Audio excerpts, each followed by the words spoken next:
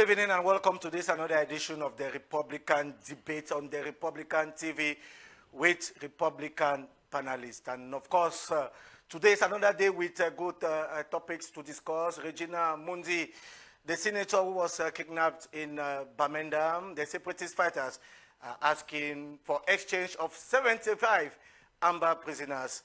Can government of Cameroon, can the Yaoundé regime actually exchange Regina Mundi with 75 Amber prisoners? In the course of the program, equally, we shall be discussing the press. How free is the press, given that this week we celebrated the 29th edition of World Press Freedom Day? Is the press really free in Cameroon, and what are the working conditions of the press? We shall be having more in the course of this program. It's true that we shall be talking the teachers' strike, as teachers still continue striking despite the efforts of the Yaoundé regime to actually see into the conditions of teachers. Those are the main topics of the day. But before we continue, the time for us to present our panel behind the jingle.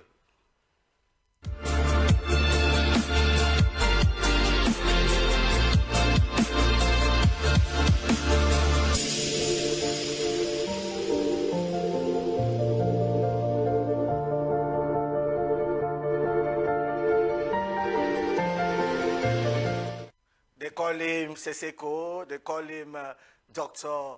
Eyong Ta Joseph. Seseko, we say good evening and welcome to the Republican Debate. Good evening, Stabby Clarkson. Good evening to the other members of the panel. Today, I'm going to divert from my usual first greetings. I want to greet a special institution in this country, that is the Presidency of the Republic.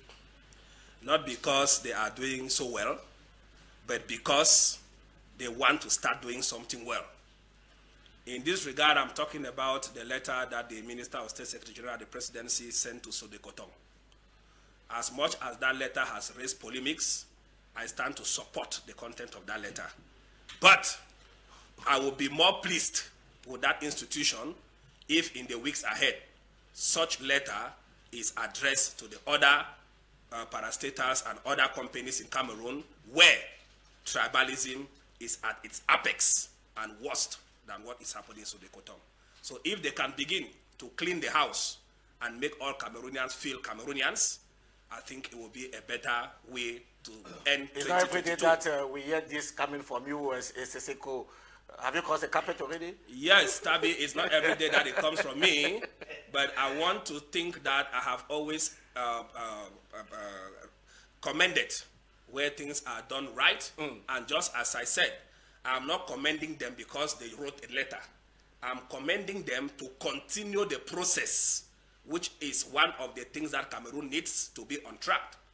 So I think if you take this house, I always say this house, Cam 10 television, to our televiewers, has a GM who comes from the English-speaking part of the country, managing a dominantly French-speaking TV media house.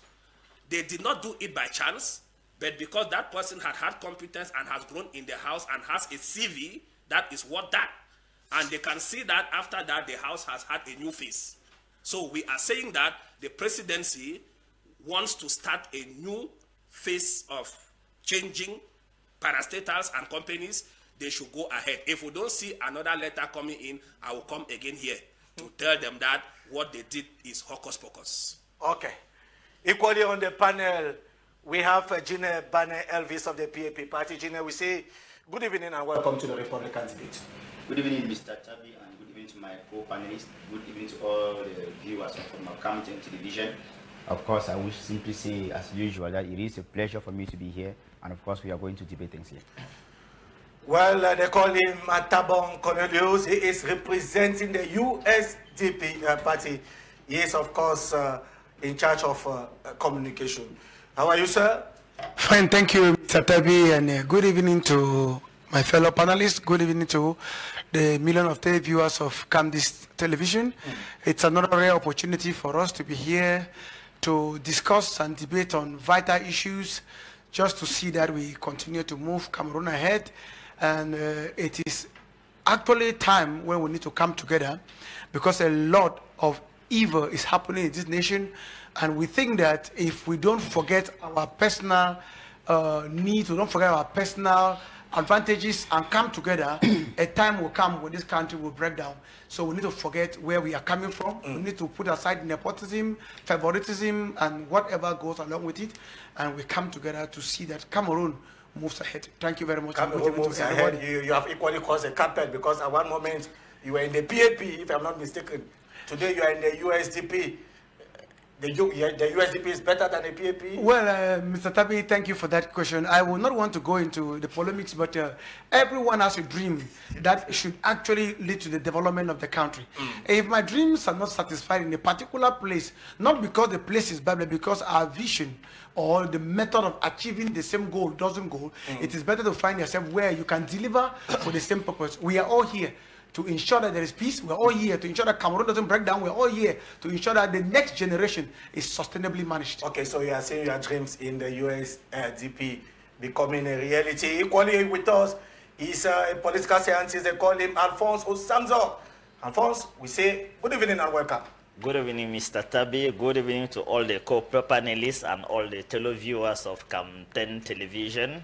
It is another opportunity to be here today to bring my contribution to the political acts, to the political fact that are going on in our nations. I think that with all the co-panelists who are here, we are going to join our ideas together in order to find innovative solutions that will settle problems, bring solutions, and bring concrete solutions to concrete problems that many Cameroonians are facing in order to build a new Cameroon we want. To build a new Cameroon, and of course, we shall be having in the course of this program, Alem Keng, our own chief and philosopher, coming all the way from Banmayu.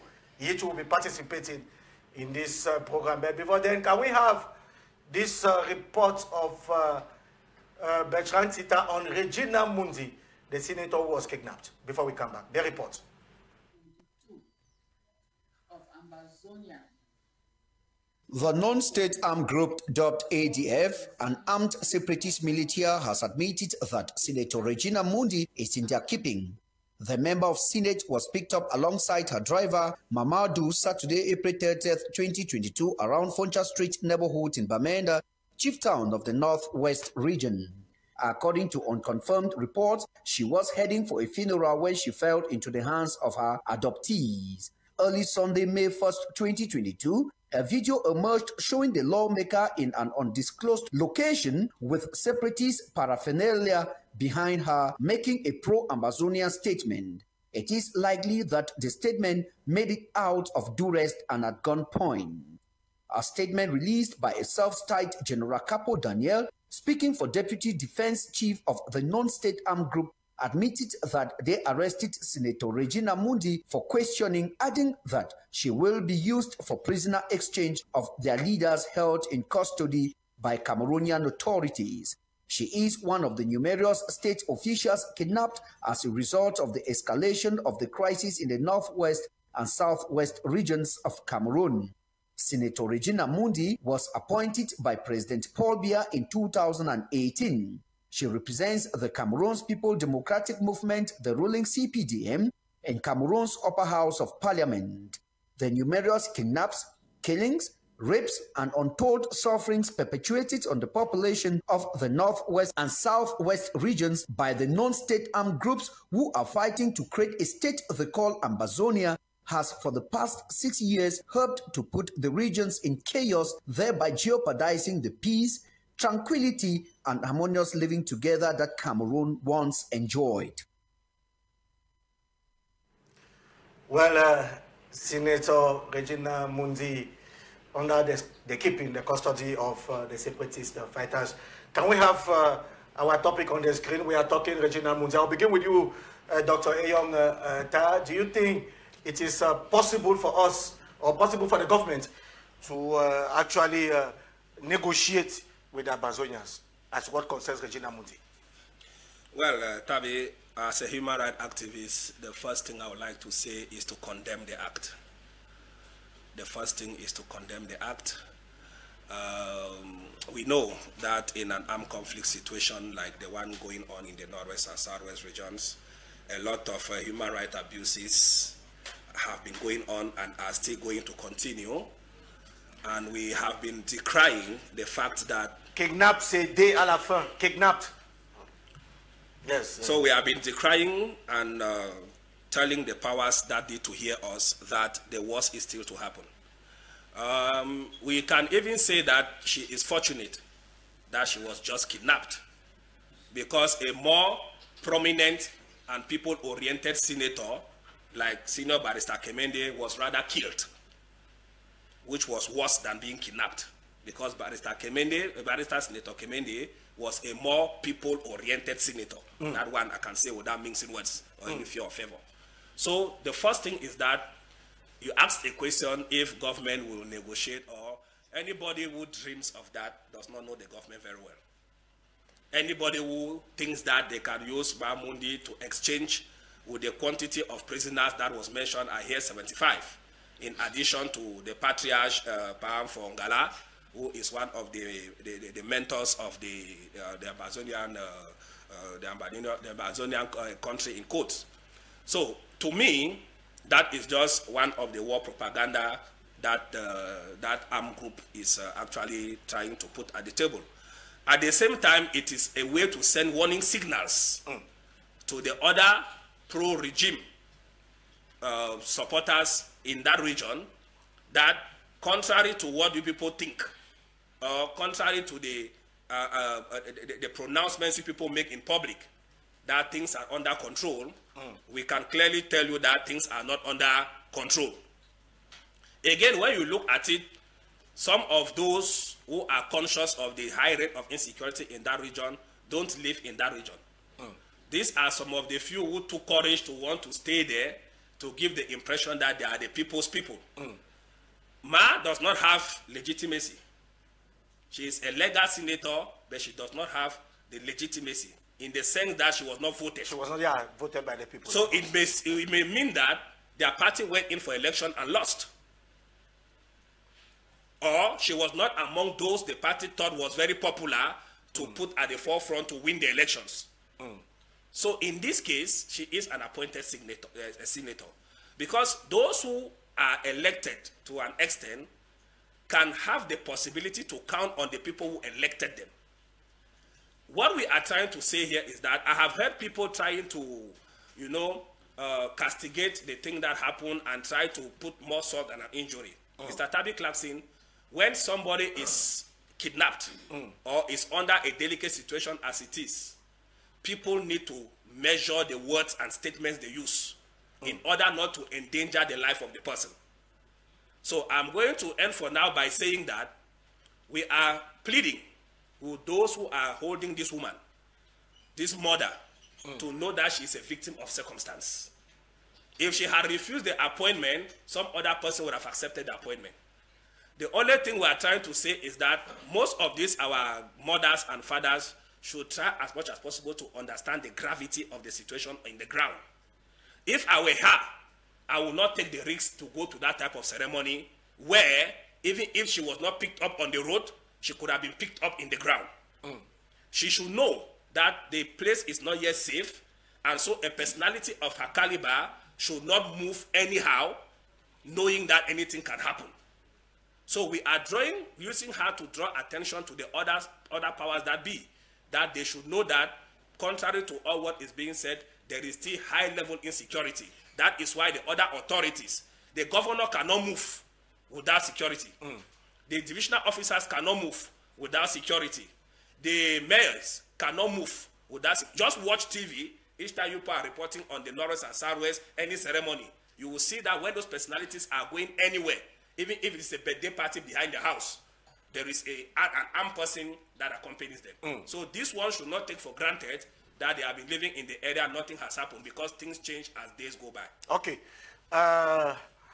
Afonso Samson, what is your take on that? Do you think it's time for government to actually negotiate with the separatists as to what concerns the kidnap of Senator Mundi?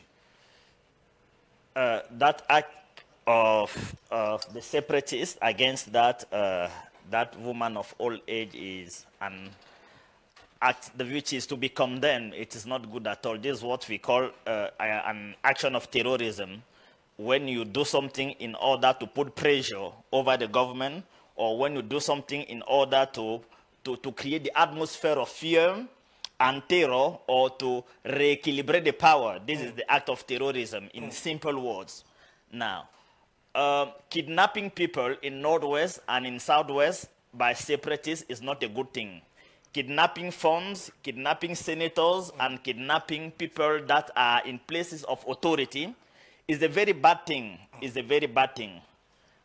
As we know, our government, they cannot accept the exchange of prisoners. Never. Because the state will never kneel down in front of the separatists. This is the position of the government. What the government is going to do is that the government is going to mobilize two strategies: the soft power and the hard power. The soft power is, first of all, the negotiation, not the negotiation in the terms and conditions of the separatists. They will surely look for a way out to see how they can get in touch with the separatists in order to save the life of that mother. Even if you were the president or the member of government, this is the first thing that you will have to do. Now, the second option that the government will have is the hard power. It means they will mobilize at more than the same time the soft power and the hard power. If the soft power fails, it means negotiation fails. The only thing will just be the use of strength. So there's no way to negotiate. There is no way to negotiate. Why? There is no way to negotiate. 75 prisoners. Why? If the state bow down and accept this proposal of the separatists, now it will become a memorandum operandi of the separatists to kidnap each elite of Northwest and Southwest and ask the government to exchange or to kneel down or to accept this condition or other condition. The state cannot accept that condition. The only way is that they may sit down somewhere and look to find for the right solution in order to save the life of that senator. The USDP is equally condemning the kidnap of Senator Mundi? Yes, Mr. Tabi Klassen, as we will all join hands to say that it is not the best strategy to be taken at this moment, because we all agree that we've lost so many lives, we've lost a lot of properties, and but I would like to take us back to remind the government when the government decided to declare war against these two regions, call them two cubes of sugar in an ocean. Two peaceful regions. Two peaceful regions, thank you. And call them two cubes of sugar. The government did not ever imagine that she could be taken to this point. The government did not imagine. And as we speak, the government is not bound down to its knees. The government is on its knees. Let us not forget the fact that the origin of the Anglophones has a particular, it owes a historical origin to where they come from. And that if we don't see this as the beginning of another phase in this war, then just like Doctor said, we are waiting for worse days. When you declare war against the young Cameroonians who have been worsened by the fact that they never had the opportunity to receive the laudable education, what were you expecting? And as we speak, if you follow the media, many of them have been kidnapped, they have been killed, and no report given to it. What do we expect? As well as we actually decry the action today, we are sure that it is going to fall on deaf ears. It's true. The government will never negotiate because first and foremost, the government has called them separatists because it has not given them the opportunity to express what they want. But the question to ask is it normal that in a country that we have lived in peace and people come up with a problem and they are given a deaf ear? Senator Mundi, Mundi, who was there, was trying as much as possible to show to his people that he belongs or she belongs to the region.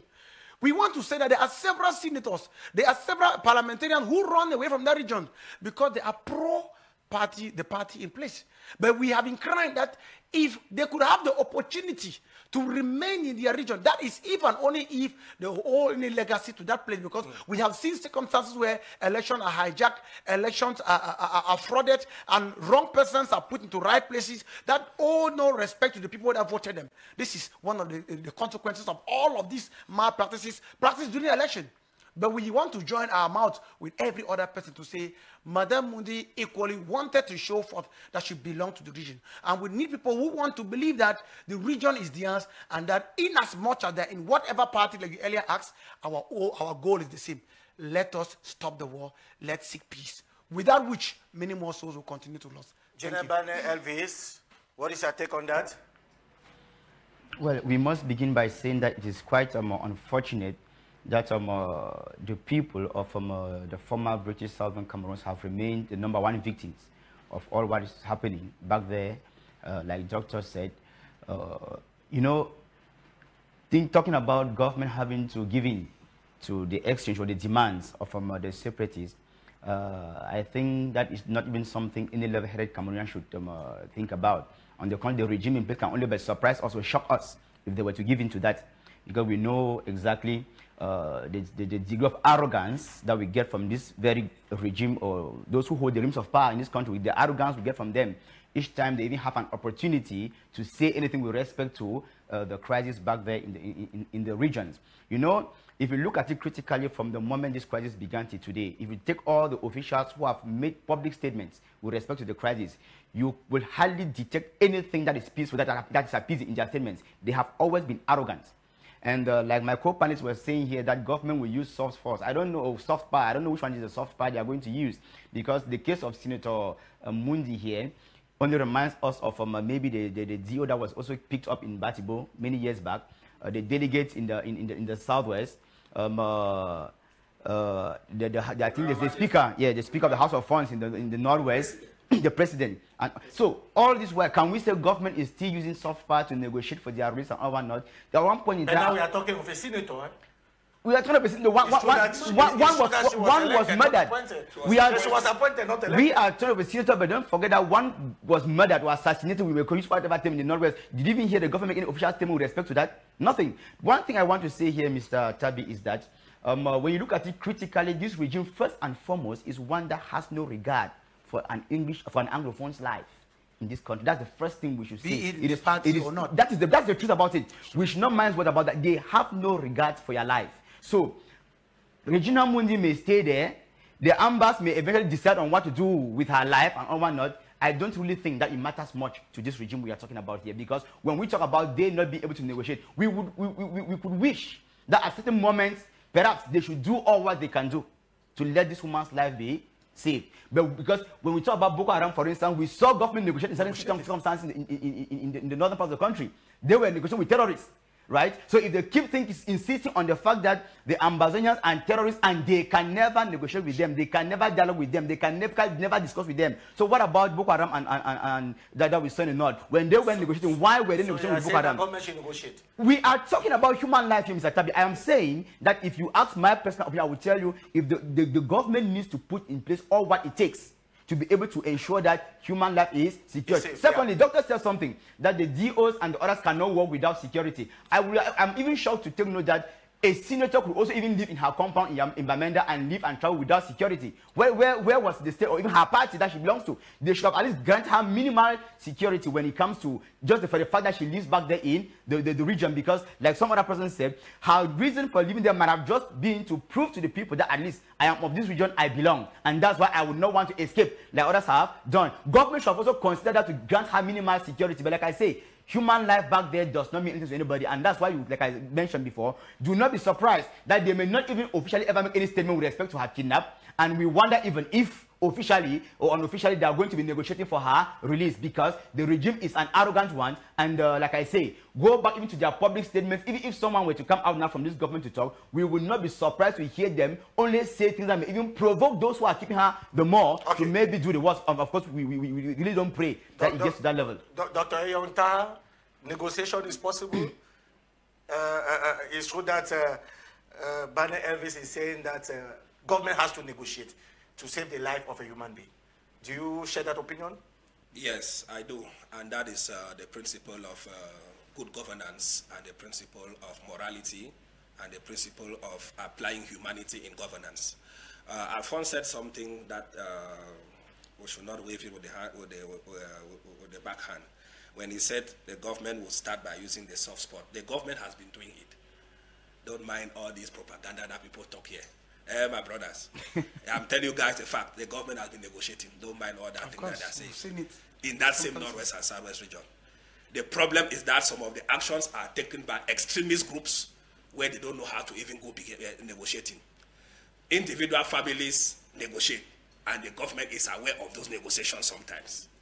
It's just as you said that they have decided not to acknowledge the root causes of the problem and to understand that all what they are doing there, they will never win the war. You know, we started from the 2017 telling the government that if they go armed, they will never win the war. Just like the separatists also know that they cannot win the government. But they know that they can pose heavy threats to the government and bring it to its knees. And just like Hatabong said, the truth is that financially the government is down. The truth is that as far as government institutions in those two regions are concerned, it is down. People can say all the grammar they want to say. They should go to the field and see. If you go to Bamenda, for example, which is supposed to be lively or Boya, you don't see you don't see cars that have CE. If you see it, it is somebody there that already know it's an old car. Why? Because CE is seen as a foreign car in their land. We have had opportunity to travel with us, and they were intimidated, and we had to remove it. If you go to those regions, they say schools are going on. 80% of the schools going on don't go with uniforms. They go in colored wear up to now that we're talking today.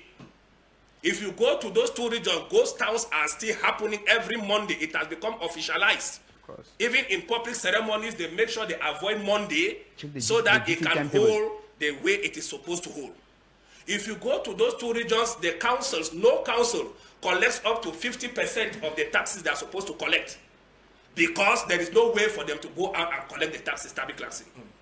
Kamwata, Sonel, people don't pay bills.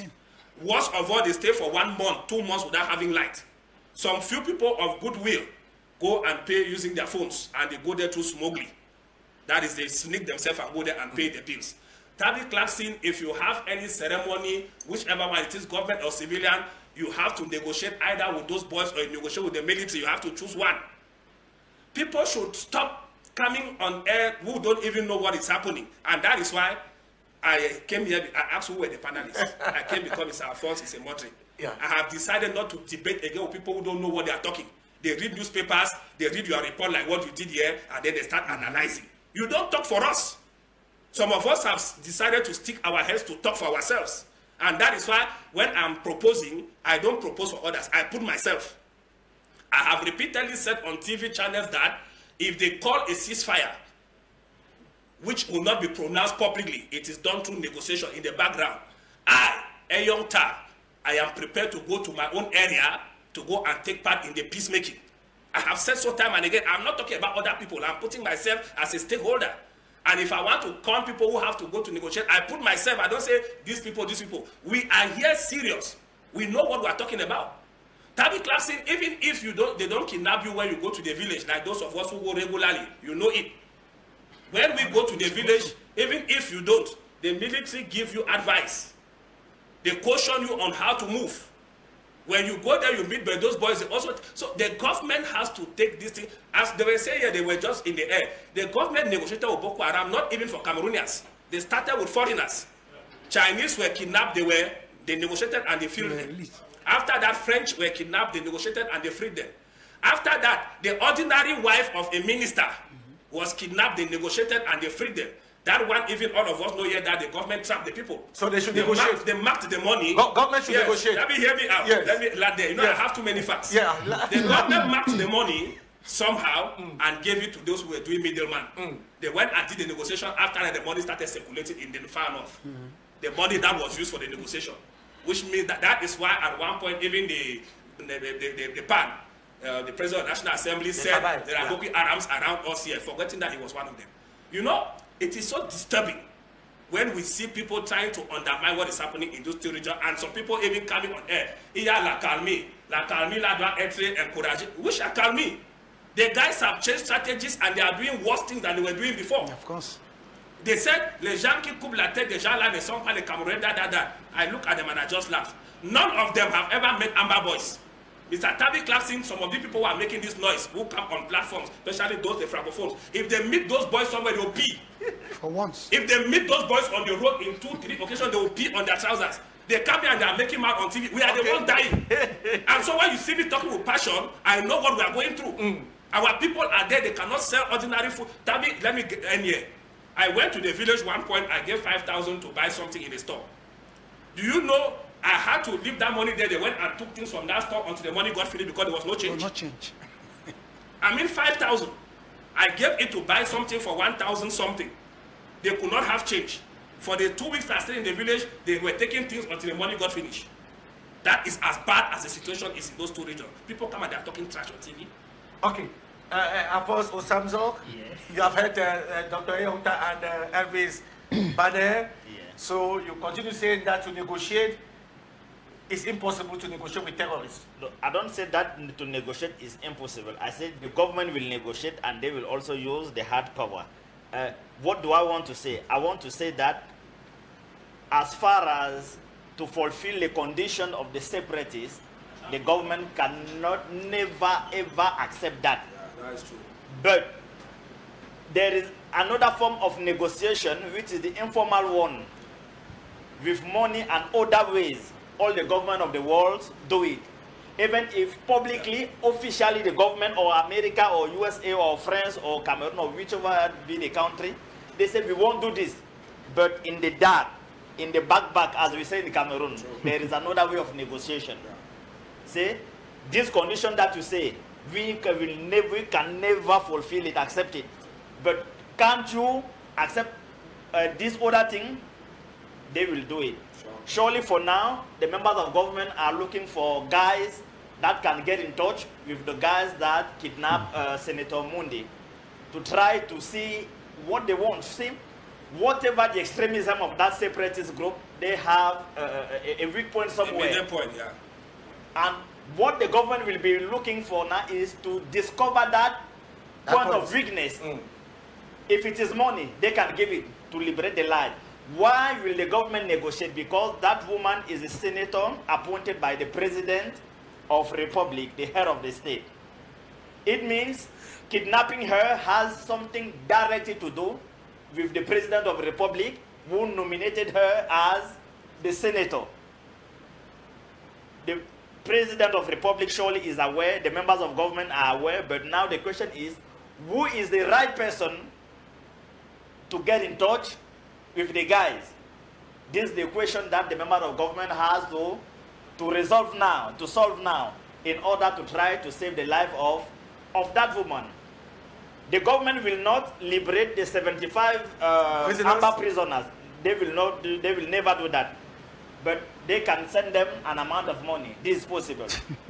Not officially, but in that. This always happens in all the countries of the world. Well, it's true that I would like us to see some images of the late DO of a Kondo Titi who was assassinated on the 2nd of March 2022. Yesterday at the Yaoundé General Hospital, the Minister of Territorial Administration, Paul Atananji, and of course the Governor of the Central Region, Paul Nassiri Beya, actually went to pay tribute, to pay homage to the DO, Timothy Abolwa, who was actually killed on the 2nd of March 2022. It was in a Kondo Titi in Dian division. It's true that he will be laid to rest today, and what we have to know is just that he is one of the many victims of the Anglophone crisis. I want us to conclude on this first topic before we take our press review. I'll begin with you, General Bane Elvis. Your last word on this before we move on to our next topic. Well, what I can say, Mr. Tabi Clarkson, is just that the regime should really rethink its strategy and understand that there is a need for negotiated dialogue.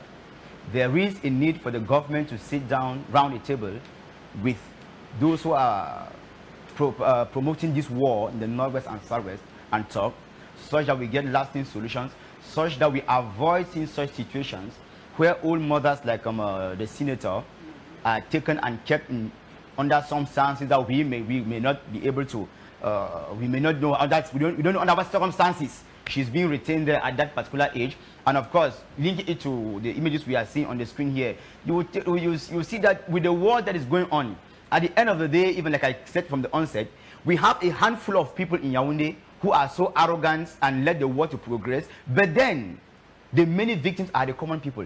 Those who die are victims of circumstances. Those who at the end of the day do not even have a choice. They are forced to find themselves in those areas where the war is ongoing. So government should really rethink its strategy and understand for once that the military option in this country is not helping. Because when we talk about the military option, James Tabi, remember that if you look critically, even all those that we have seen announced or showcased to us as Amber generals, the question I will even ask here is, of all the Amber generals that have been killed in this country, how many of them were killed by the military? That's the question. Many of them were killed by the same Amazonian fighters or by even the population, but not even the military. But every day, young guys are recruited into the military, sent to the Northwest. Many of them do die. Civilians are tortured. Civilians are killed. But the question is the military in itself actually even progressing in the fight against those they call terrorists? I don't think so. Okay. So government should understand that we need to sit down and talk. We shall keep insisting on this because even if they end up, no matter how it ends, both ways, we shall still have to end up talking. So I don't understand why we need to prolong the suffering, the killing, the kidnappings, and all that, knowing fully whether at the end of the day, even in the last 50 years, we shall still end round the table. So okay, our government should sit up again. And as to for our brothers who have picked up arms, what I can simply tell them is that they should understand that after everything, like Dr. Elia said, some people, some of us, all of us even, we have become nothing but victims of circumstances. At one point in time, I would wish that they could really be, or they could moderate in the stance they take against their own very people, the same people that they came up yesterday and projected themselves to them as maybe their liberators or their saviors and all whatnot. You cannot turn out overnight and you torture the same very people that you claim you are out to protect. I think that's what I have to say. Yes, Atabon, your last word on this topic. Yes, thank you very much, Mr. Tabi. I would like to begin on the point Mr. Alphonse earlier mentioned, that the government is going to negotiate because Madame Regina Mundi was directly appointed by the president and is a senator of the CPDM. I want to ask... It's a senator of the Republic. A senator of the CPDM. Does it mean that the government is out to protect CPDM members and not the state? Because to the best of my knowledge, the government in place is for the people of the Republic of Cameroon and not for a particular group of persons. This already shows us the nepotism that we have in this country, that the government can negotiate for one and not for another. And just like Doctor said, is Regina Mundi or the few government officials the first to be kidnapped? We have even civilians who have been kidnapped, and huge sum of money has been paid to these boys who are in the bushes, and they are using it to every day equip themselves and change strategies. I equally want to remind the public listening that because of differences and because of the influence of the government in place, the Amber are multiplying and developing factions. The real Amber that started the war is not the real Amber that's fighting in the regions. We have several Ambers fighting for several purposes, either for blackmail or to promote images in order to let certain things be said. Let's take, for example, of recent you will hear that the Ambers have attacked the other group of Ambers and killed. Who sponsored who to do that? For what purpose? I want us to understand that. Who sponsored who to do what? For what purpose? And then people are being pushed or initiated because of money and hunger to go out and say that there is peace, or to go and say that they are catching one Amber to another. Do you really think, like Dr. said, with the war in the region, anyone will show his face as taking an Amber general and giving to the military, yet lives in that place? People have gone down to the level where they are living a deplorable life, and we can only advise if the government understand, let the government stop calling the Anglophones separatists. Let them realize that they came up with an issue. These separatists will continue to ring until we come back to the table. Like Dr. Ian once said, it doesn't matter how I want to fight this war, it will end on the table. And there is nothing that can bring solution to this war unless peace and recognition of the bicultural, bijura law that reigns in this country. Because the voices who are in the bush are not ready to give up for anything, because even after being given up, they will not have anything. In the DDR centers, those that laid down guns and went there, what have they benefited? And do you think it encouraged other boys to come out? And even for those who have been killed, we have more boys who have been frustrated in town, Douala, Yaoundé, Bafoussam, who ran this war, who are more frustrated in town than when they were in the amber. And they are returning gradually.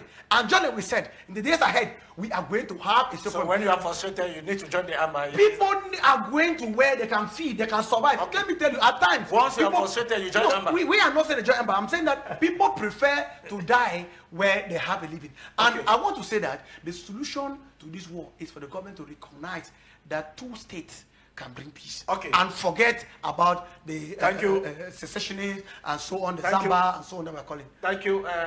Alphonse, just 1 minute yes, before we move on. What I have to say in order to conclude on this topic is that after 5 years of armed conflict between the soldiers of our national army and those that are called separatists, amber boys, we need to silence the guns in Northwest and in Southwest. This is what we need. After 5 years, we have come to realize that no one won that war. Among brothers and among people of the same nation, there will never be the one that won the war and the one that lose. But never a winner, never a loser. Never a winner, never a loser. But it will always bring chaos and destruction in all the sides. This is what we know. Now, it is time to stop that cycle of kidnapping, killing, murders everywhere between soldiers and amber boys. Let's stop it.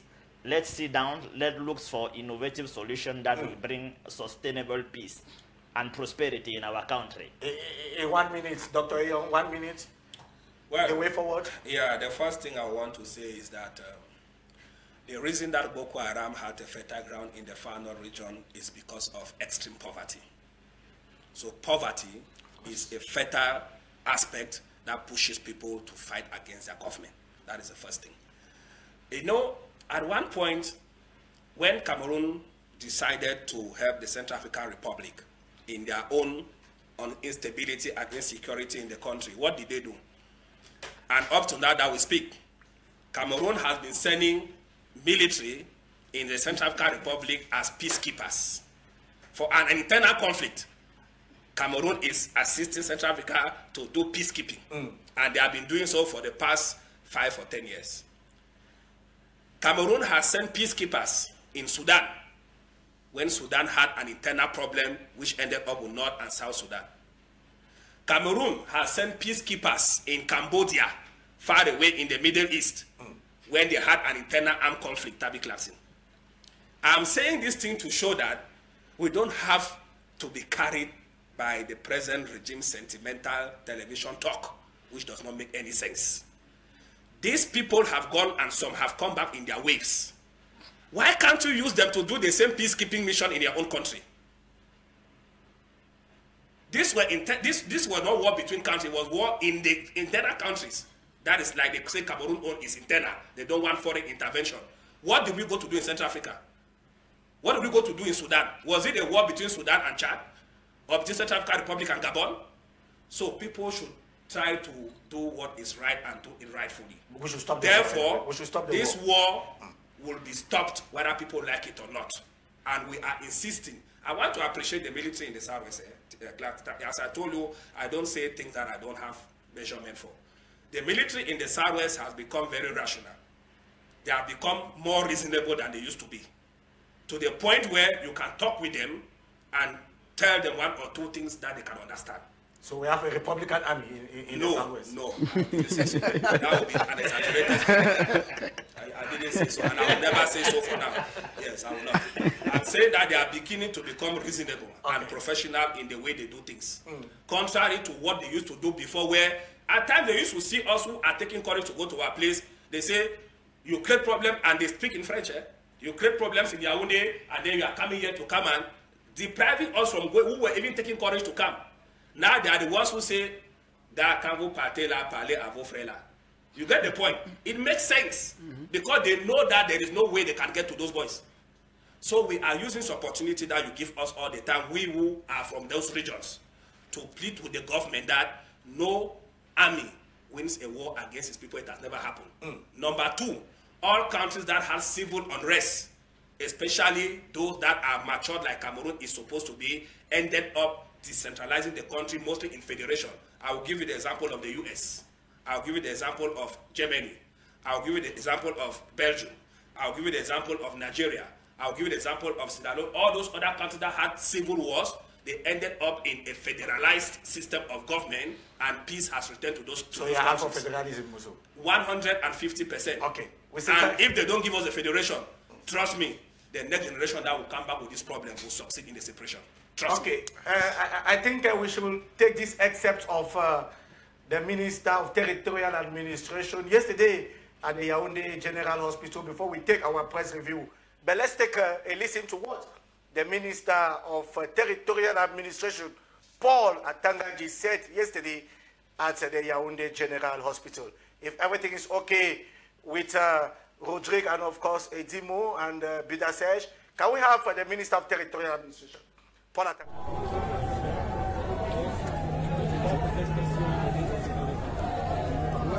D'abord, nous sommes ici pour cette triste cérémonie de levée de notre sous-préfet Titi, qui a été brutalement assassiné par des terroristes.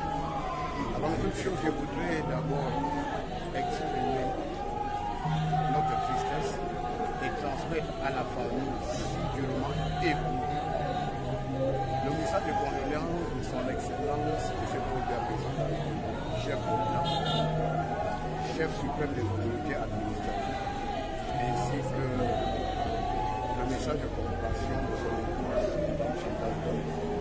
Je voudrais également transmettre à cette famille le message de condoléances de M. le Premier chef du gouvernement, qui est très peiné à cette situation.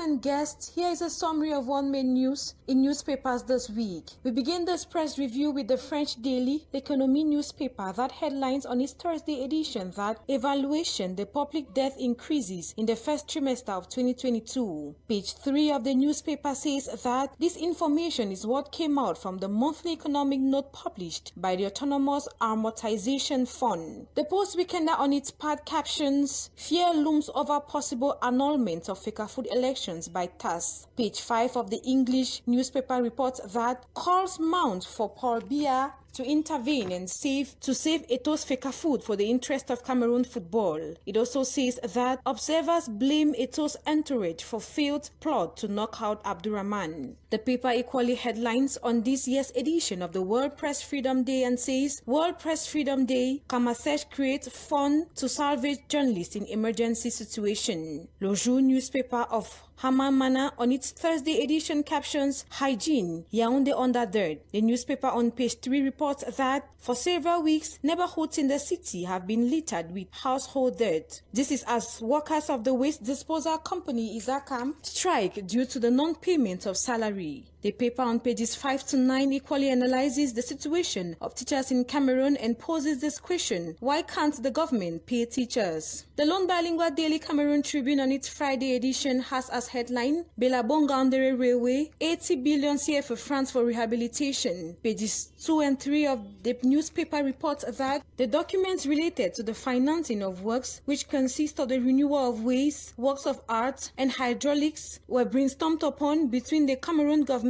and the European Investment Bank, represented by its Vice President, Thomas Ostros. This was in the presence of the Prime Minister, Head of Government, Joseph John Guti. Cameroon Tribune also headlines on the Manfi Diocese and says Bishop Aloysius Fondong consecrated. Page 5 of the paper recounts that the new bishop appointed last February 22 by Pope Francis officially took up function on May 5th during a colorful ceremony in Manfi, attended among others by the Head of State's representative, Minister Joseph Beti Asomo, and the Apostolic Nuncio to Cameroon and Equatorial Guinea. We now talk about the Advocate newspaper that captions Barrister Agbobala gets RFK Human Rights Award. The paper equally talks about the ordination of the Bishop of Manfi, Bishop Aloysius Fondong. The lone English daily The Guardian Post in its Friday edition captions Ntakul wins most digitalized credit union award. Page 3 of the newspaper says Ntarikun Credit Union also hailed for being the only microfinance institution in the entire CEMAC sub-region that pays 6% interest on savings and lower interest on loans. This same edition of The Guardian Post captions Limbe, Presbyterian Pediatric Eye Hospital performs successful first eye surgery. Mutation newspaper on Wednesday headlines on the dirty nature of Yaoundé. On page 5, it reports that dirt have covered the capital city and has made breathing difficult and an expansion of cholera. The tri-weekly Le Gisrael on its Wednesday edition captions University of Ngaoundéré, war without end between the rector, president of the board of directors, and the finance controller.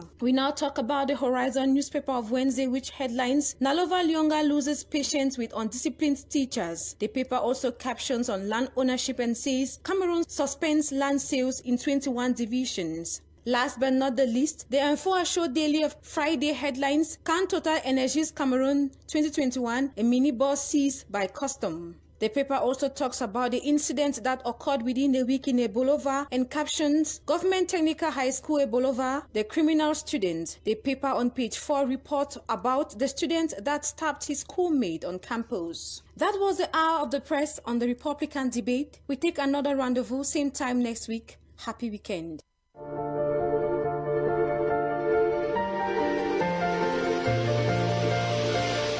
Happy weekend to you, Christian, and thanks very much for the press review. We are welcoming, of course, Alemkeng, our Banmayo man, is here, Chief. We say good evening and welcome. Good evening, Clarkson. Good evening to fellow panelists, and good evening to millions of our televiewers. How is Banmayo? It's the young and so, is that? As you saw in your Beijing news, Banmayo is having a lot of mixed happenings. As a few days ago, his store got on fire, and then the mayor too is trying to put the town in a good shape by asking those living around the road to put a particular shape to at least give the town a befitting welcome. The mayor again, his name is Zamba Diodone. Well, we are now talking the press. How free is the press? But before we talk the press, can we have this report on the press? The report. Fights against violence and hate speech. Can the press manage this? Theme and question during this 29th edition of the World Press Freedom Day, organized by the International Union of Francophone Press in Yaoundé. While enjoying press liberty, pressmen and women are expected to carry out their job with pride and honesty. The Cameroon considers itself as a rule of law, a country where democracy is a reality. People enjoy liberty, and journalists can ascertain that they enjoy press liberty. I think the government is not intervening the way our journalists are working. Even if the civil servants, they remain journalists, and they should be proud of being civil servants. They could do their job with pride, because if they do it by trying to inform people correctly, truly, and telling the truth, and not trying to flatter the government. The use of hate speeches on tribal groups only help in foiling disunity in the country. I also wanted to tell our journalists that to avoid hatred, speech, hate speech, and so on, they need to know that you cannot use liberty without being responsible. It is a source of trouble if journalists use expression of division, and you have to insist in a word that unite the Cameroonian. A call for media men and women to simultaneously use liberty and expression to avoid problems. We cannot do a difference between liberty and responsibility. The two should go, simultaneously. And to be a good journalist, you should also know that by using liberty, you should make sure that you are responsible. You cannot say everything, anything, the way you want. Spearheaded by the Minister of Communication in the presence of media experts, an opportunity to kill the cankerworm of hate speech and violence, destroying our country. Student journalists from professional institutes receive manuals that will help them as beginners in this noble profession by remaining the voice of the voiceless. Yes, Alenke, we are starting with you because I know that you are teaching journalism. Tell us the press today. Can we say the press is free in Cameroon? Can we have the theme on the topic on the screen, please? To say that the press is free in Cameroon would be an overstatement. I think the press is free to a very large extent, but there is a mood that has come in this time around for the government to use some anti-journalistic tendency to crack down on the opponents. Yes, to a very large extent, the press is free, but unfortunately, government ministers, government institutions use some brute force to scare some journalists from doing the right thing. I will not hide words.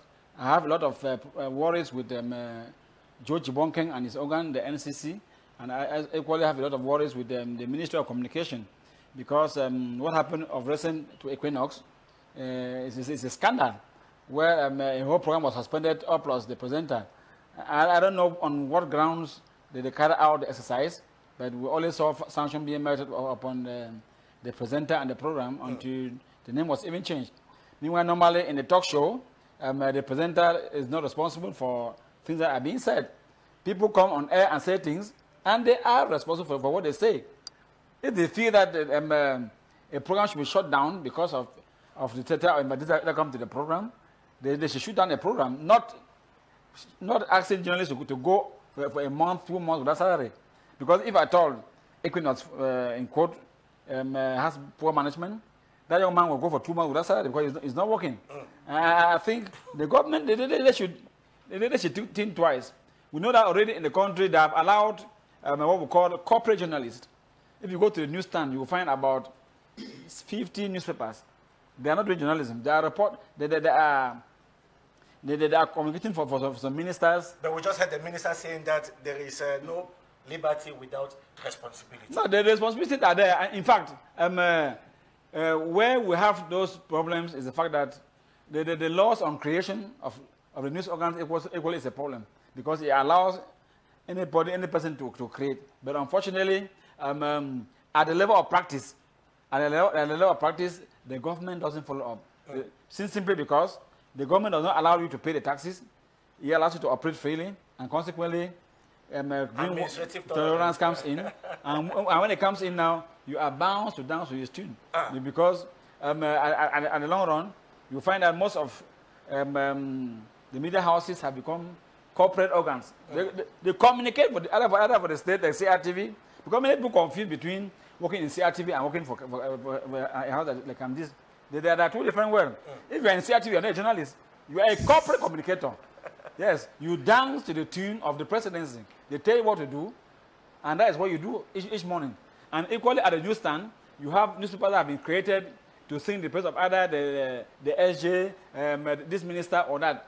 And very few are working on on journalistic ontology. Very few. And we can count them, and most of them are the dailies. Very few dailies go at a topic. But those who have their newspapers in their pockets, they know what they are doing.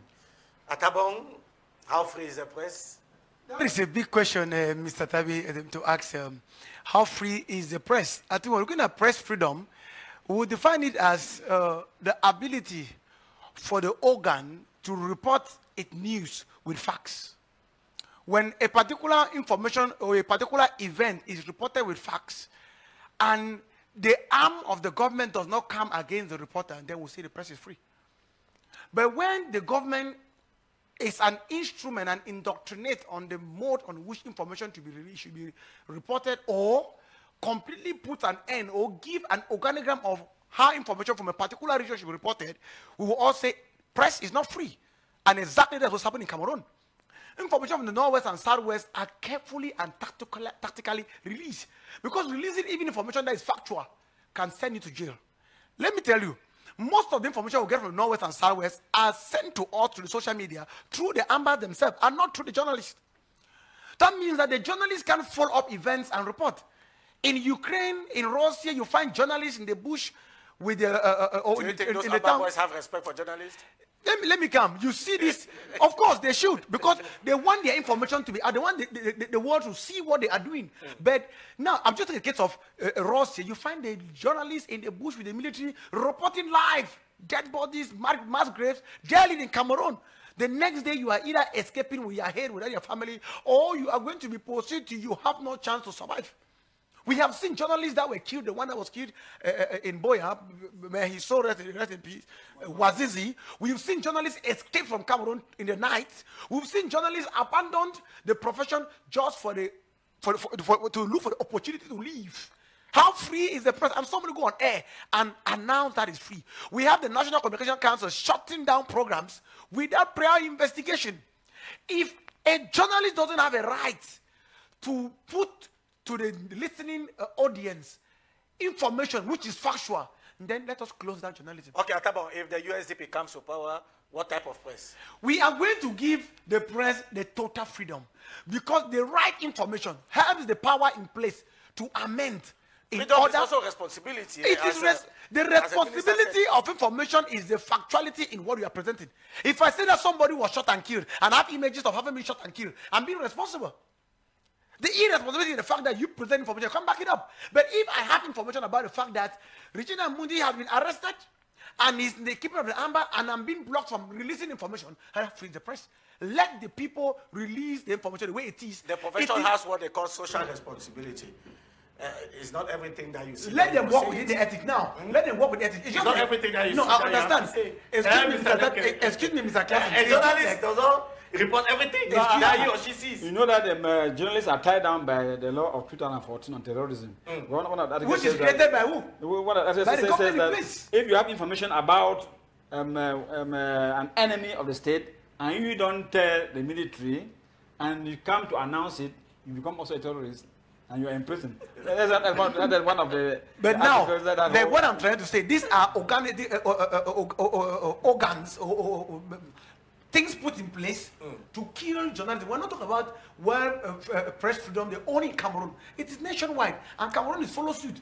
If we have to enact such law, then how is press going to be free when we still go on air and say it is free? To me, we know that there are certain orders, like probably if you are showing a particular image which is worrisome to the public, certain aspect of it should be blurred. That is correct. But let that information go out. Have you heard about Radio Mille Collines in Rwanda? Do you know what happened? Maybe you let us know. Okay. Anyway, Mr. Gene Bane Elvis, I know that you are equally from the press. Tell us, is the press free in Cameroon? Like my teacher here said, it would be an overstatement to say the press is free in this country. Because like you rightly say, I will not only answer now like someone from the PAP, but I also talk like someone who is equally into it.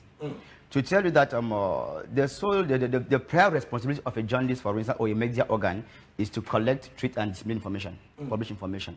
But now you realize that even just the collection of that information is really a problem in this country. Because even with state officials on certain issues, you try as hard as possible to get to them so they give you their own version so you can also treat and send out to the public. They don't even grant you access. They don't give you that information. But now, if you get your own information from other sources and you get it published, it becomes a problem. You see, when the minister says journalism goes with responsibility, the responsibility there is when you publish what suits them. That's where they see responsibility. That's the problem. It is when you publish what suits them, then there is responsibility. Come to think of it, if we take, for instance, I think 22nd September, I think, yes, that was 2018, when the CRM organized a strike action. Is it 2020? 2019. When they organized that strike action, for instance, you see, now you have journalists who were arrested, brutalized, their equipment seized and even destroyed because they were just trying to collect information about things that were happening, and even on social media we have access to them. You see, can you say there is freedom of press in this country when you see such things happening? The journalists were not there to maybe tell you that they are in support of maybe what the CRM is doing. They were just playing their professional part to let the world or even get the government more informed even as to what is happening. But many of them got brutalized, their equipment seized, and many of them were even molested and all whatnot in one way or the other. We cannot say by that there is press freedom in this country. Come to think of it, when you take my co-parents were mentioning somebody like Wazizi, somebody who is weeks off his duty post in October of I think 2019, and it is by June 2020 that the state officially announced that he died barely maybe a few days into after his arrest in their own custody. Can you say there is freedom of press in this country? Because such acts only give room for more journalists to work in fear or even shy away from that profession. I will tell you, Mr. Tabi, that today, as we talk in this country today, even those who still have the courage as journalists to do their work, they do it knowing that it's just a matter of time. They can be picked up anytime, anywhere, anyhow, and anything can happen to them. So some of them who do things or who speak on media, like I say, it's just a matter of courage. It is a calling, and they have decided that well. Even a teacher can be picked up at any time. Even a teacher. No, we are on journalists here now. Teachers, their own case, maybe it's coming for someone like that. We are coming to it, right? It's a matter of a social system that is failing. Okay. But we are saying that with journalism or with press freedom in this country, since 1990 with the 1990 laws, we cannot really say there's press freedom in this country, because if you report what suits this regime in place, then you are a good journalist. But when you go against that, and you see it has given room for what? For brown journalism, where many people today publish because they have been paid to publish what suits particular people. Now, and you, before I get out of it, Mr. Tab, I would say I will seize opportunity to congratulate the people of Kamer. Of recent, on that day of the press, when we saw them launch an emergency fund. Ask yourself why they had to go to the point of launching an emergency fund. It is because the government has allowed that sector to fall. No subventions, nothing. Why? Because they don't want to encourage people to do the right thing the right way. Say no subventions. No, Mr. Tabi. Maybe it's little, but there is subvention, Mr. Bani. The question is, the little that you give, how much do you call little?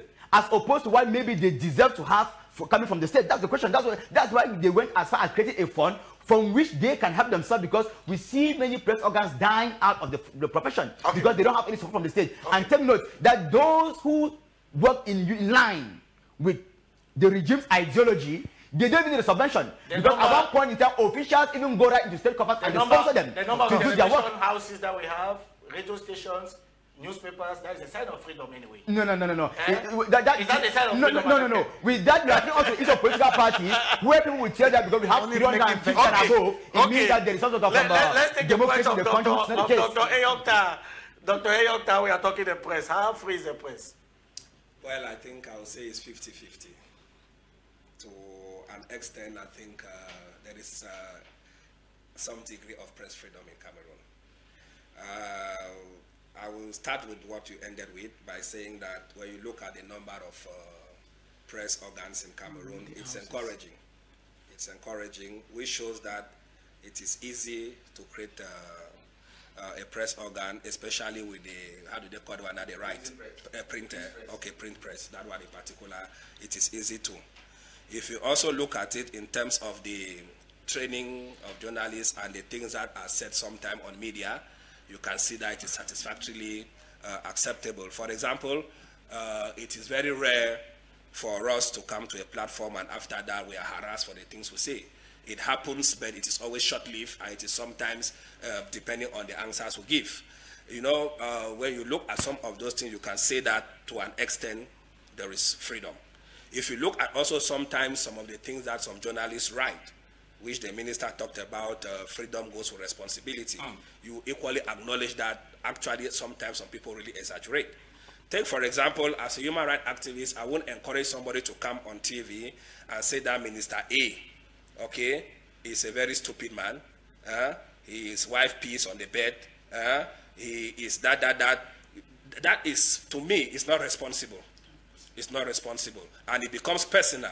And most often, it is not even the government that acts in such circumstances. It is those people who abusively use their office or powers and do things. And since the government has exaggerated impunity, it covers them. Now, that said, when it comes to the aspect of how free is the press, the other part of my answer, we will begin, for example, with the issue of audiovisual taxes. All Cameroonians, whether in the private sector or public sector, pay audiovisual tax. But who uses that money? Do you know that we still go on state media, for example, which chops almost all the money, and we have to pay for announcements? Do you know that in the state media, some of us cannot easily go there to take part in a program? And when a journalist goes to an extent of getting people like us on platform, do you know that he's sanctioned? I have a friend in the state media who is on suspension now as we speak because of his type of program that he is holding on the state media. If you take again, for example, in terms of the print media that we're talking about, go to the stands and see some of the headlines that you see on newspapers. I mean, you ask yourself, are these journalists, or is the state looking at these things, or is there a control organ? I hear there's an observatory organ also. He talked about the NC, or yes, that one, whether it exists or not. The National Communication Council. Yes. So he talked about that one. What is their role? When do they come? Journalists are arrested, they don't come in. Journalists are tormented, they don't come in. But they come in when a journalist says something that they think is against the system. It poses a problem. All of us know the head of that council, the role he played when he was anchoring a program somewhere in Cameroon. The way he was anchoring that program showed that there was no free, because he stops you when you want to say certain things. Why is he stopping you? It is not his wish. He was campaigning for what he gets now. So where is the freedom about? So there is a problem on that. Tabi, again, when you look at it to a certain extent, we will agree that when it comes to security issues, as Mr. Lenkem said, concerning the law, people cannot keep that. You cannot hear that they are going to attack Carthage in Iran, for example, and you are a journalist and you keep it. That one we accept. It has to do with state security. All right? But then, under which conditions did you get the information? Did they give you room even to say what you had to say? Are you sure that if you go to say it, they will take you for your words and you will be safe? That's the question. So, those conditions have to be really looked into in order to give people confidence in the information they want to give, who they want to give, and the safety that they are supposed to go through. For example, there are many people who have become victims in this issue, journalists, whereas they were forced into situations. They were forced into situations. They said, for example, Wazizi's case, that he was communicating with those guys. He even gave his farm for those boys to use and so on. The family took people to the bush and showed. He has a cocoa farm. He took people there to show that where could the boys have been kept in this area. Within this period, when the conflict was to a certain extent, those who were practicing journalism in the Northwest and Southwest region were at crossroads. If you give a certain report that is too much pro-government, you are in problems. If you give a report that is too much pro those boys, you are in contact with those boys. What they should instead have looked for is how objective is that report, and how does it help side A or side B to exploit the information in order to get it well. How do you get the information and all of those things? So to me, the media is supposed to play a regulatory role, and information or entertainment or whatever people say. It's 50-50. Yes, but when they forget that aspect, that the information the media get, as much as it can hurt, it could equally be a way to report something where solutions will be looked for. You said it's 50, so to me, it is 50-50, but for the country like Cameroon, with the intellect we have, with the degree of underdevelopment we have, with the degree of theft that we have, with the degree of insecurity that we have, with the degree of irresponsibility that we have, the press should be given a higher freedom so that they act as a denouncing team. They act as a reporting camp. The foot power, the press. No, it should not. It should go beyond that. Because with the system we have, the second and third powers have no use. So after the presidency, the press should come in, education comes before those other ones follow. Okay, let's listen to one journalist. They call him Kinisom. He is the publisher of the Post newspaper, Kinisom. Let's listen to him. Journalists are born free, but everywhere they're in chains because of socio-economic, legal, and of course, economic constraints that fasten a leash of control around the neck of the press. So the press in Cameroon is only free to a certain extent. If you give a comparative analysis as to what used to obtain in the days of the ancien regime, the days of Mamadou Ahidjo, but we can say that little has changed. But total freedom is not there. We still have a very long journey to reach that promised land of a free and unfettered press, because we still have criminal defamation. We still have the 2014 law that is like a sort of Damocles hanging over the head of journalists. We still have, of course, the issue of access to information. We don't have free access to information. And the quality of journalism that you can practice when you don't have free access to information in order to have good information. So it affects the quality of journalism. And of course, to talk about the other issues that have to do with the society. We know that there are certain things that journalists cannot say. You must say it in a different way in order not to be victimized. So we cannot say that the press is free.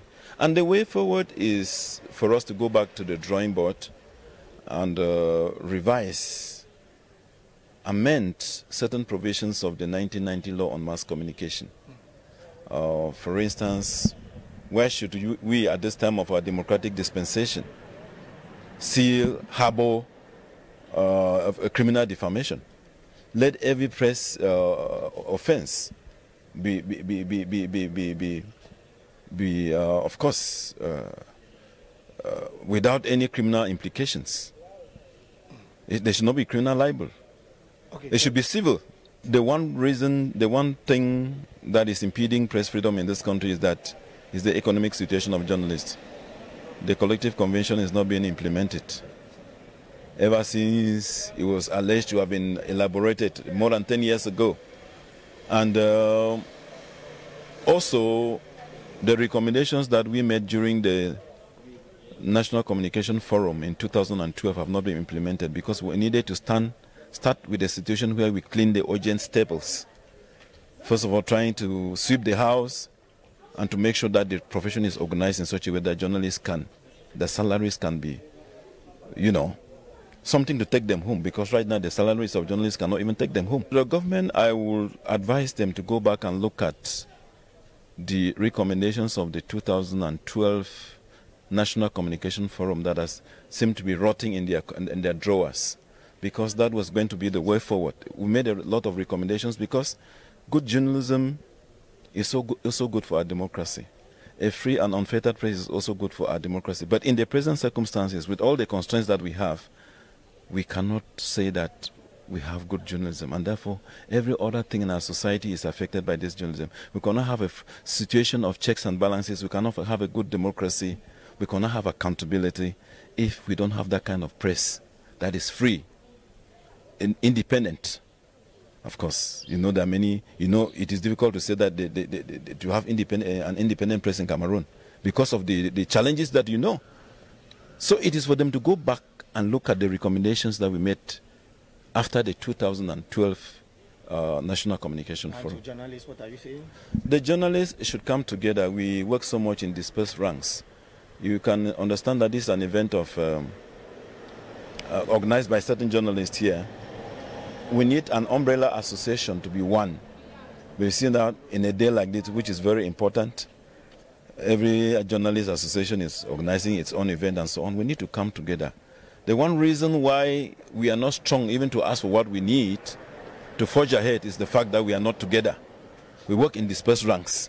We need to come back so that we are able to weed out the quacks that are ailing the profession and trying to give us a bad name. If we organize ourselves under one umbrella association, we are able to see who is who, and we face our challenges together. divided we fall.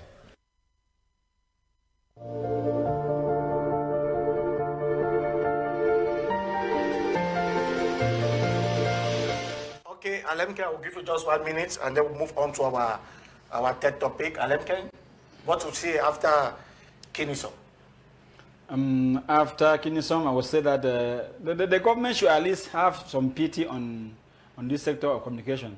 Government subvention should be multiplied even 7 times. Cameroon is the only country with 200 million, 240 million. Gabon down there is more than 1 billion. Senegal is more than 3 billion. Cameroon is the only country that is giving nothing to support the sector. And of course, the sector can employ at least 3 million young Cameroonians. And for this to happen, the government should play its own role by granting the subvention. Apart from that, the government should also look into the law of advertisement. They should allow the private press to have a little bit of advert. They are eating in a very fat plate and they don't even want the crumbs to drop. Everything is either Cameroon Tribune or CRTV. I think the government should have pity. It is a crime, it's a dying situation. The government should have pity. Alemke, the government should have pity. Let's move on to our third topic. We are talking teachers, and we have many teachers here. In fact, we have 4 teachers on the panel. And we are talking teachers strike. Why this continues? I'll begin, given that you have the mic, Alemke, and you are a government teacher, we'll put it that way, a teacher from GBHS Balmayo. Tell us why the strike is still on. The strike is still on and will hardly stop because economically the environment is no longer the same. Some of us have worked for more than 10, 15 years with the same salary, and we have been able to survive. The younger teachers, they need to fight for their survival. As what they take home today does not permit them to live. The take home is not. The take home does not permit them to live. In fact, in Yaoundé, I don't think a teacher can successfully save per month the sum of 30,000 francs. I mean 30,000. I think, and one of the things that is bringing down teachers' prestige and the rest is that the pay package, even though it's variable, but the government does not service it. What do I mean? Normally, if you are supposed to get advance or to have an increment, after 2 years, the increment should be automatic. They should know whether there should be areas to give you. If they are increasing your salary in the next 2 years with 10,000, it should drop on a salary. In the private sector, we don't need people going on marching that they're owing them areas. It happens all over the government. And you find that after all what has happened, OTS worked out the amounts and found that the government is owing about 181 billion francs to teachers. And of course, then they have promised to pay you that money. No, they cannot pay. Of course, I'm old in the system. Yeah, those of us who are old in the system, we found that the quicker way to solve the problem was to raise the basic salary. Because even if they pay, it is not going to solve the problem. Economically, our economy is very weak now, very, very weak, no matter what they do.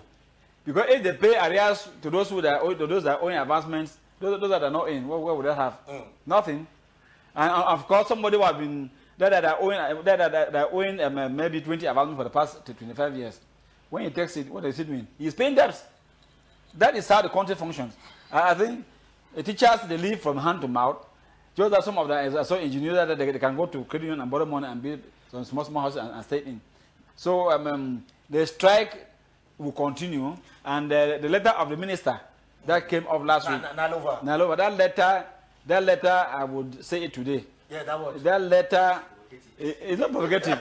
That letter is going to land us where his brother landed Cameroon. That letter is a dangerous letter. The wordings are not the type of word that should be used now. Because I'm afraid the first set of teachers to go for that disciplinary council, they will have themselves in Kondengi and they will be given life imprisonment. Because at the end, they will be tamed for having carried out terrorism for salvation. Do you know that we call terrorists? We have a friend of Nalova on this panel. No, I'm saying that letter, I read it 3 times. That letter is a dangerous instrument. Yes. And we noted that and the weddings are not good. And the weddings are not good for this generation. For this generation. I think the area will go back to the normal the normal weddings. That those who are asking from job should go to the delegate and justify. Yes. Than using what I've seen there. What I've seen there. Once it will reach the court. Those words will they will move back. You saw what exactly? They will move back to the 2014 law, and those words will be used, and teachers are going to start going to Konegi as politicians. And this is going to set the country ablaze. Okay. Because you don't want to. No, let me give. Let me give it to other people. Antabo. Yes, Mr. Tabi Clason.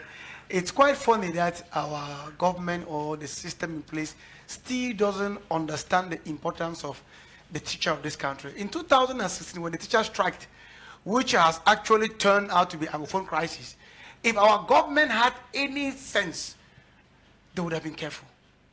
But they forgo the teachers, the lawyers followed, and today we're talking about a crisis that is 6 years old. Teachers are out to demand for what is their right, and the government thinks that they can play with them. I only regret so mightily because we are talking about government teachers.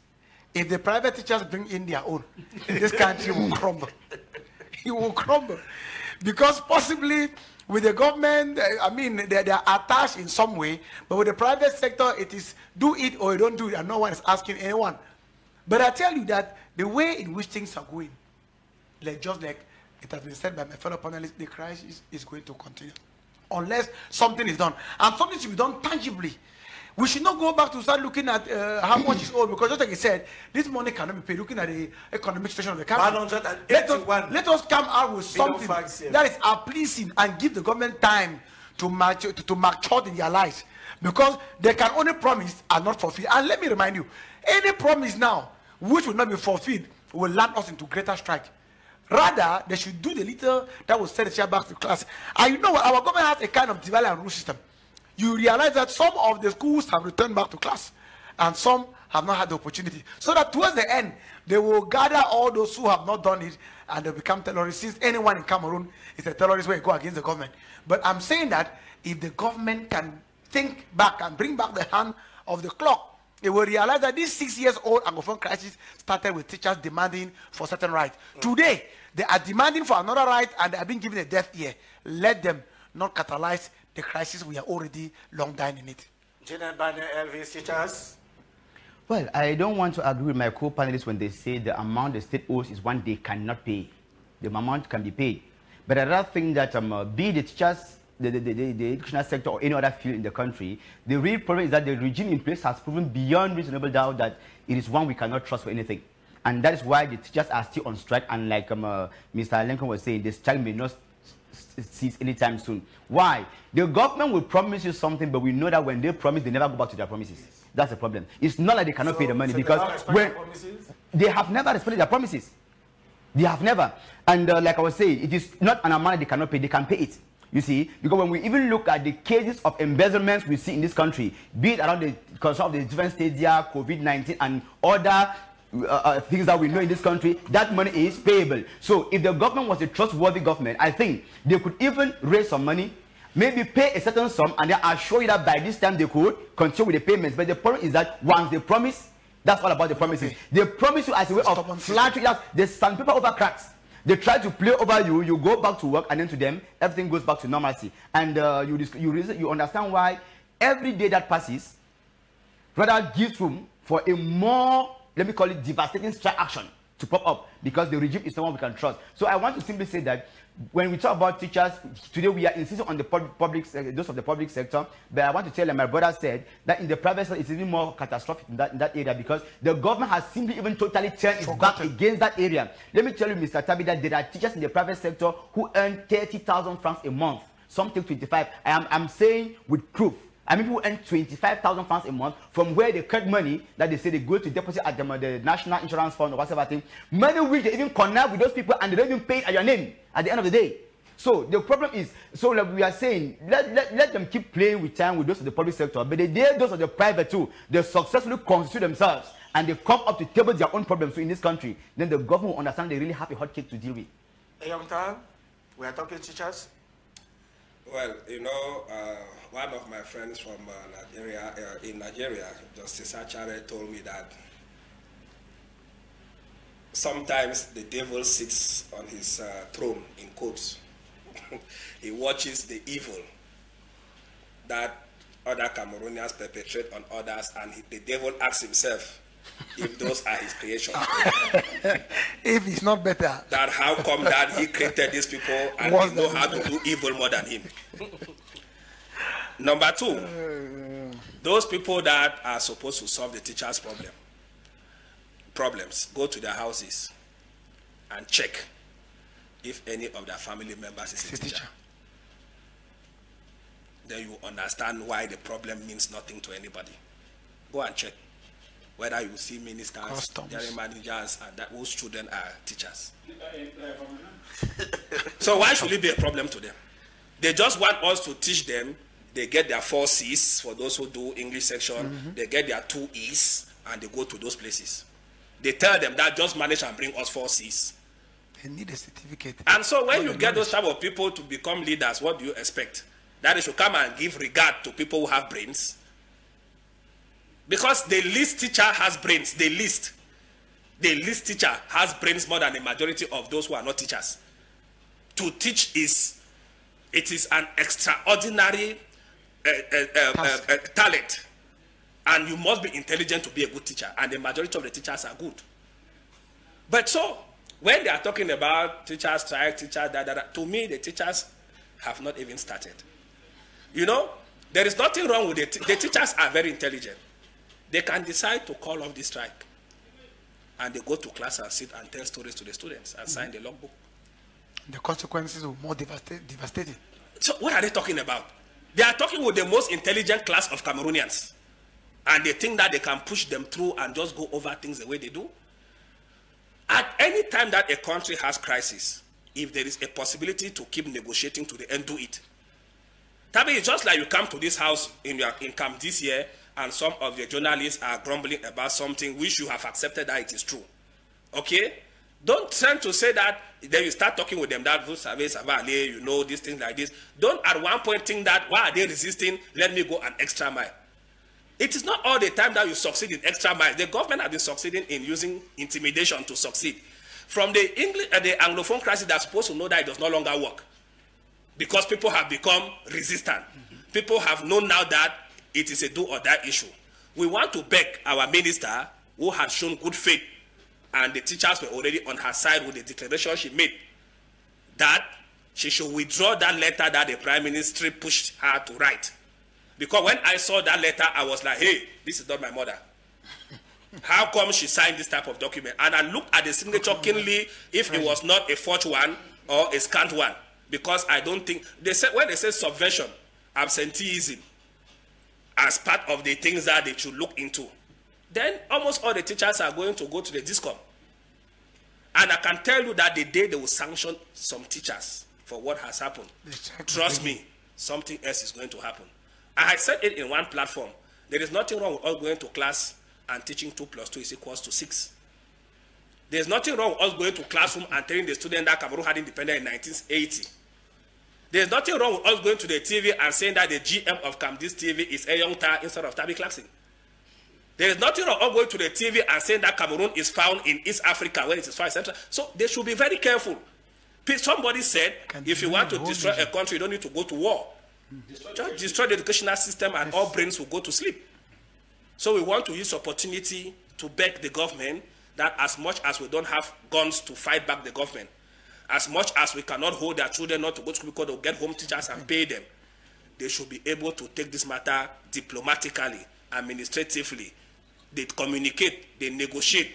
We want to also beg on the teachers that if some serious measures start falling, they should also come to understanding, because the government has taken already too many wrong steps. The hosting of the AFCON was too expensive to a fault, either from the stadium or to the hosting.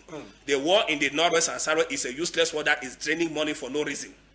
It comes now to the other ministries and the project that the government has embarked on without any head and tail. The different dams, the different roads, the express roads, they make no sense and no coherence. And so the government does not have money no matter what they say. So if they start showing seriousness of paying some of those things in a more logical sense of it, then they too should try to tolerate and wait and see what to do next. I will give the opportunity to Alemken to conclude the program. What is your advice that you are giving to government and to teachers, your colleagues, the teachers? No, I think government began by negotiating. Those who are on the negotiating table, they should continue with the negotiation, and they should advance steadily. There should be no haste as to punish people who were not in the classrooms and the rest. I think we are already at the end of the year. If we don't succeed to have the GCE, the baccalaureate, the BPC, and the rest. It's normal to promote students this year? No more to promote students this year. Coverage so far across the nation is above 60%. And I don't think it is better than some of the years that were hard school. I think things are not they are not yet at the worst. But I think government should continue with dialogue and try to also show some signs of actions, some concrete actions. Concrete actions. Gentlemen, we say thank you for coming. It's on this note that we put an end to this, another edition of the Republican debate on the Republican TV. Take another appointment, same time next week on the same channel. Till then we say, may the Almighty God continue to bless the Republic.